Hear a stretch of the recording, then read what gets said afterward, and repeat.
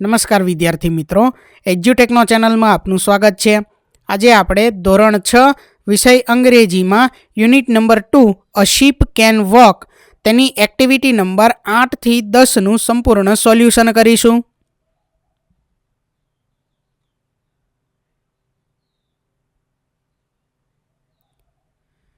તો સૌથી પહેલાં છે activity number 8 A work in pairs એટલે કે જોડીમાં કાર્ય કરો.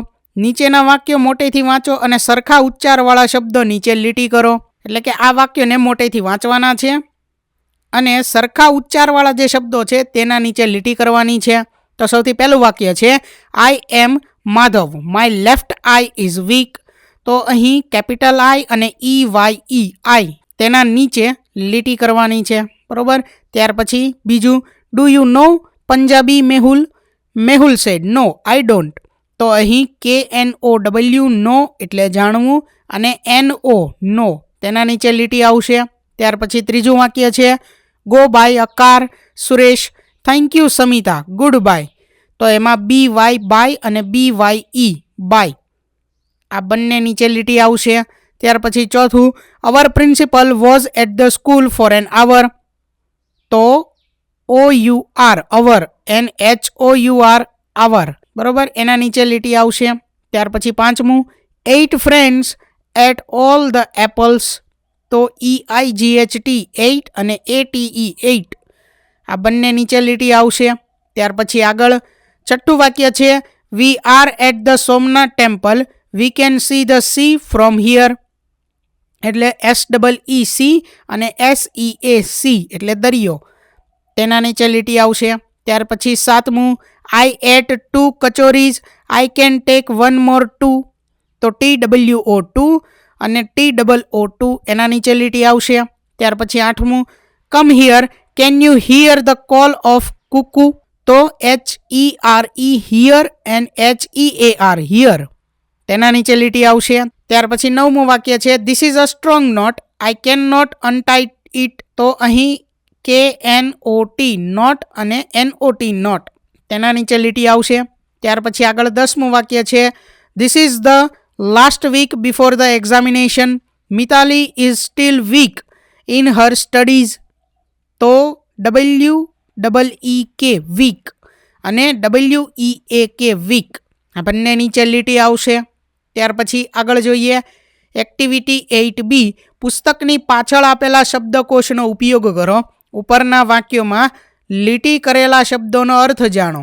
એટલે અહીં જે વાક્યો આપણે વાંચ્યા તેની નીચે જે લીટી કરેલી છે જે શબ્દો નીચે, તેનો અર્થ તમારે પાઠ્યપુસ્તકની પાછળ જે શબ્દકોશ આપેલો છે તેના ઉપયોગથી મેળવવાનો છે, બરોબર. ત્યાર પછી આગળ છે નીચે આપેલા વાક્યો વાંચી તે સાચા છે કે ખોટા તે જણાવો. ખોટા વાક્ય સુધારીને ફરીથી લખો. તો વિદ્યાર્થી મિત્રો, અહીં જે વાક્યો આપેલા છે તે વાંચવાના છે અને તે સાચા છે કે ખોટા તે જણાવવાનું છે, તે લખવાનું છે. અને ખોટું વાક્ય હોય તો એને સુધારીને ફરીથી લખવાનું છે. તો અહીં પહેલું વાક્ય છે Mohan is very weak in his studies. તો આ વાક્ય ખરું છે, બરોબર, એટલે ટ્રુ આવશે.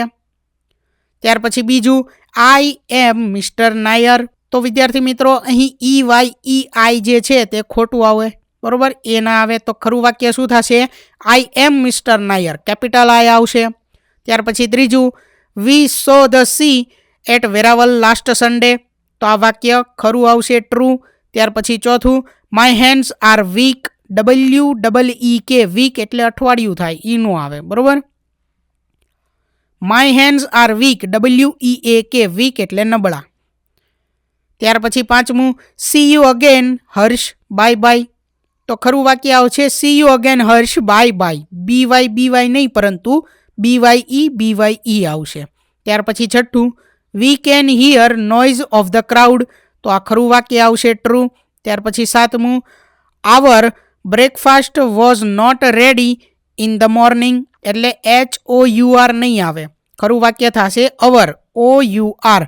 અવર breakfast was not ready in the morning.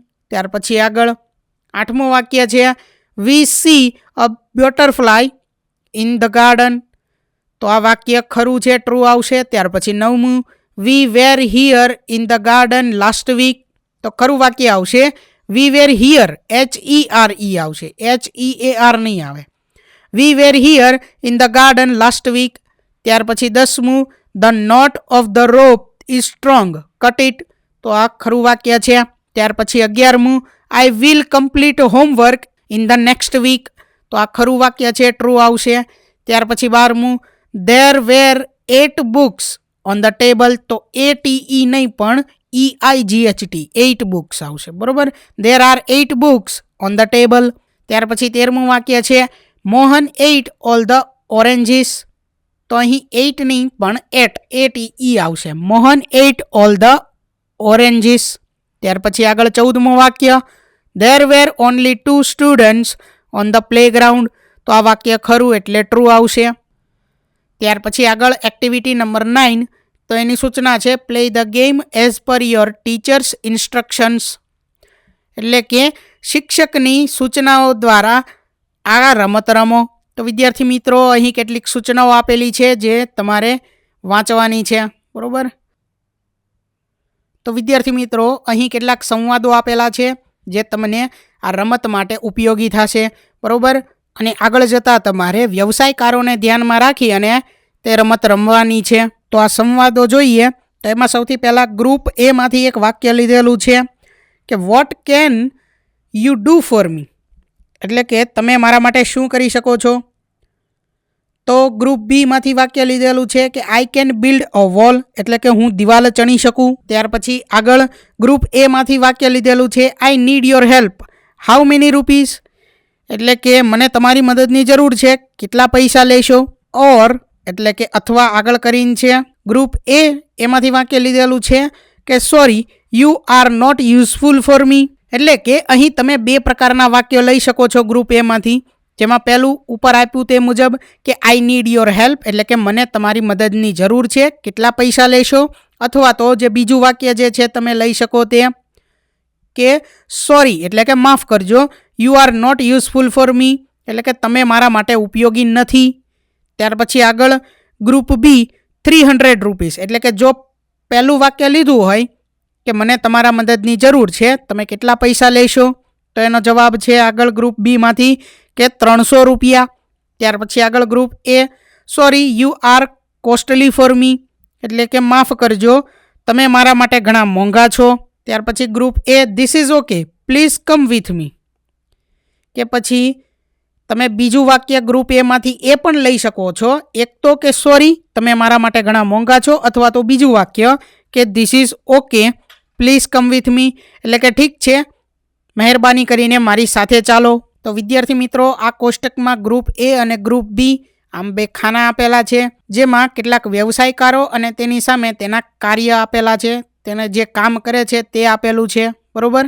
તો આના ઉપયોગ દ્વારા અગાઉ જે સંવાદો આપેલા છે તે તમારે બનાવવાના છે. ત્યાર પછી આગળ છે એક્ટિવિટી નંબર 10, જેની સૂચના છે રિસાઇટ એન્ડ સિંગ, એટલે કે વાંચો અને ગાઓ. તો અહીં ગીત જે છે તેનું નામ છે I am the music man, એટલે કે હું એક સંગીતકાર છું. આઈ એમ ધ મ્યુઝિક મેન, એટલે કે હું એક સંગીતકાર છું. આઈ કમ ફ્રોમ ફાર અવે, એટલે કે હું ઘણો દૂરથી આવું છું. એન્ડ આઈ કેન પ્લે, અને હું વગાડી શકું છું.